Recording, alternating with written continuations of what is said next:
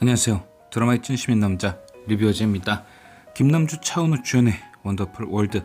오늘 3회를 보면서 느꼈던 가장 큰 소감은 사람이 너무 잘생겨도 안 되는구나 였습니다. 솔직히 말씀드리면 차은우 배우의 연기가 그동안 아쉬웠던 건 사실입니다. 여신강님이나 최근에 방송되었던 오늘도 사랑스럽게를 보면서 진짜 로맨스의 찰떡인 얼굴인데 연기만 좀 늘면 어땠을까 아쉬움이 많았거든요. 그런데 아직 많이 등장한 건 아니지만 의외로 원더풀 월드에서는 연기가 이전보다 많이 나아졌다 느껴졌습니다. 그래서 어쩌면 차은우 배우가 로맨스보단 스릴러가 잘 맞나 싶은 생각도 들었죠.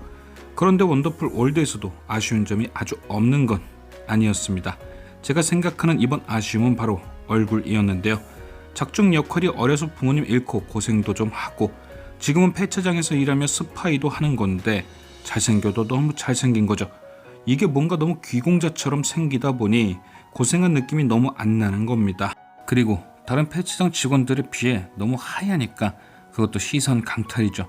그래서 3회 내내 그 생각이 들었습니다. 사람이 너무 잘생겨도 손해를 보는구나. 난 손해볼 일 없어서 천만 다행이다. 어쨌든 요점은 이번 드라마에서 차은우 배우는 크게 겉도는 느낌이 없다. 그리고 나는 절대 부럽지 않다. 손해를 안 보니까. 오늘 원더풀 월드의 3회는 잔잔하다가 막판에 폭풍을 때렸습니다. 이게 사실 3회 만에 초반 전개가 이렇게 잔잔하면 늘어진다는 느낌이 들 법도 한데 솔직히 저는 오늘도 휴대폰 한번 안 보고 몰입했습니다. 확실히 배우들의 연기가 좋으니 맥이 끊기지도 않고 뭔가 제작진이 강약약강을 아는 것 같았는데요. 전개 밀당이 아주 수준급이었죠. 3회 전반적인 줄거리는 크게 별건 없었습니다. 은수연은 7년의 형기를 마치고 출소했고 이후 장영자의 부탁을 들어주기 위해 펜션 화재 사건의 생존자를 찾았습니다. 그런데 무럭무럭 어렵게 찾은 생존자가 건우를 보러 갔을 때 마주쳤던 권선율이었죠. 하지만 어렵게 권선율을 찾았다는 기쁨도 잠시, 은수연은 그에게 굉장히 무거운 얘기를 꺼냈어야 했는데요. 그건 바로 장영자가 남긴 일기에 대한 얘기였죠. 당연히 선율의 입장에선 화가 났을 겁니다. 기껏 억지로라도 그때의 일을 잊고 지내고 있었는데 은수연으로 인해 아픈 기억이 다시 떠올랐으니까요. 그래서 권선율은 그런 은수연을 피했습니다. 아니, 피했다기보단 거부가 맞는 말이겠죠. 그런데 은수연은 선율이 자신을 거부하는 걸 알면서도 밤낮으로 삼고초려를 합니다. 그러다 우연한 기회에 자신의 진심을 전하게 되죠. 자신도 자식을 잃은 슬픔을 갖고 있다. 난 그 슬픔에 빠져 지금까지 고통 속에 살고 있다. 당신은 진심 어린 사과를 통해 그 고통에서 벗어났으면 좋겠다. 이후 선율은 은수연의 진심을 느꼈는지 그녀에게 장영자의 일기를 읽어보겠다 전합니다. 이게 3회의 큰 줄거리죠. 큰 사건을 앞에 두고 같은 상처를 가진 두 사람의 만남. 로맨스는 아니지만 왠지 그보다 더 진한 뭔가가 느껴지는 만남이었습니다. 이렇게 서로 마음의 문을 살짝 열게 된 두 사람. 과연 이 두 사람은 어떻게 될까요? 저는 오늘 등장했던 한 장면을 통해 이 두 사람이 드라마가 끝날 때까지 한편으로 서로 돕게 될 것이란 힌트를 얻었는데요. 그 장면은 바로 은수연이 선율의 목걸이를 찾아온 직후의 모습이었습니다. 신발과 옷이 진흙에 뒤덮여 있던 모습, 마찬가지로 진흙에 뒤덮인 선율의 신발과 그 모습이 한 장면에 담은 게 가장 큰 복선인 거죠. 두 사람이 앞으로 있을 진흙탕 같은 더러운 상황들을 함께 헤쳐나갈 것이란 복선, 그리고 결국엔 원하는 걸 얻을 것이란 복선. 저는 오늘 보여진 이 두 사람의 서사가 3회에서 가장 중요한 서사라고 생각합니다. 그럼 과연 두 번째로 중요한 서사는 무엇이었을까요? 그건 바로 강수호의 컴백, 그리고 그의 검은 속내가 아닐까 싶습니다. 오늘 은수연은 앞으로의 자기 인생에서 가장 중요한 두 남자를 만났죠. 함께 싸울 권선율과 같은 곳으로 걷고 싶다는 강수호. 강수호는 미국에서 돌아와 올해의 언론인상을 수상했습니다.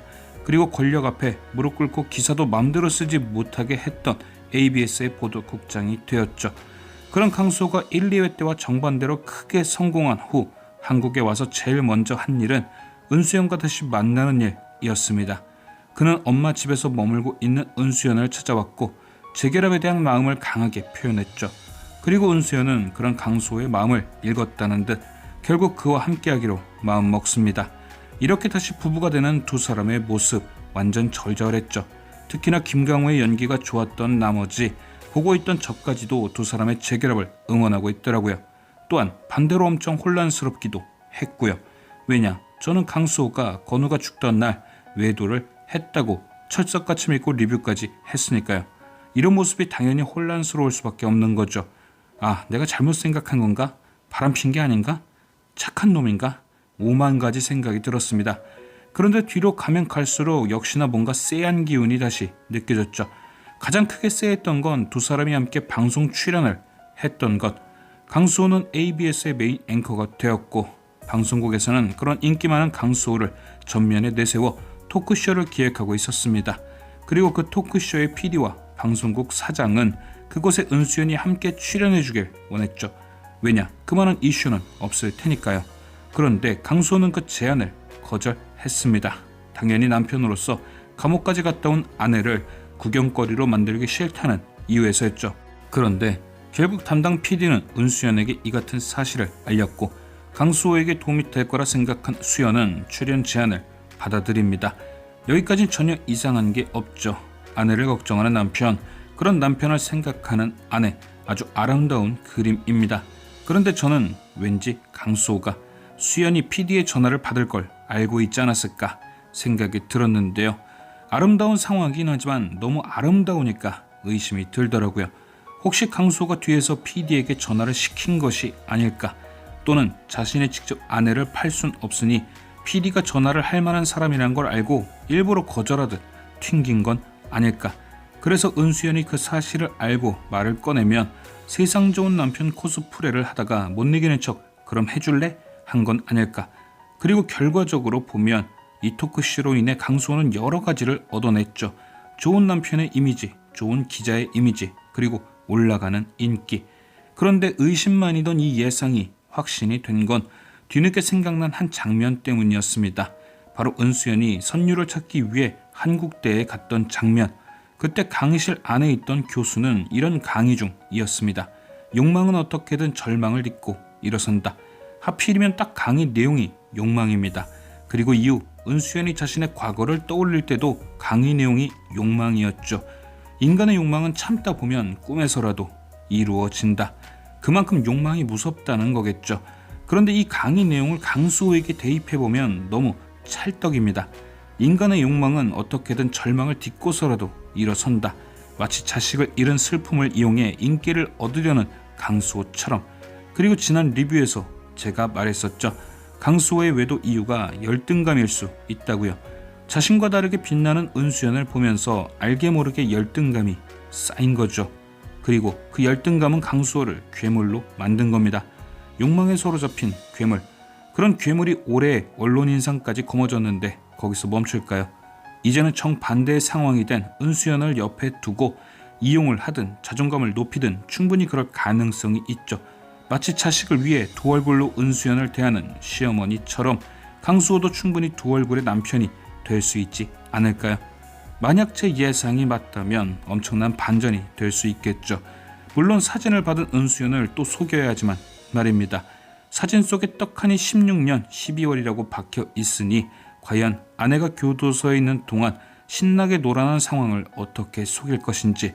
딱 봐도 유리가 미국 출장을 갔다 온 게 아니라 강수호 데리러 가서 같이 들어온 게 이렇게 티가 나는데 말이죠. 과연 얽힐 대로 얽힌 이 네 남녀의 운명은 어디로 갈 것인지. 지금까지 시청해주신 여러분께 감사드리며 리뷰어제는 또 다른 리뷰로 돌아오겠습니다.